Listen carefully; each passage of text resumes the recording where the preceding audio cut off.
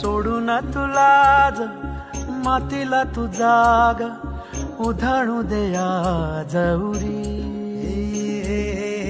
उजाडू दे आज साकड हे माग होऊ दे पहाट नवी. आता होऊन जाऊ दे साऱ्या जगाला पाहू दे पडू दे पाऊल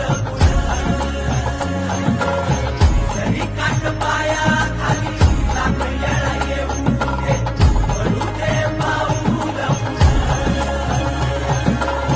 मोठी लढाई र लढू मातीसाठी र गड्या मनगटाचं जोर लावून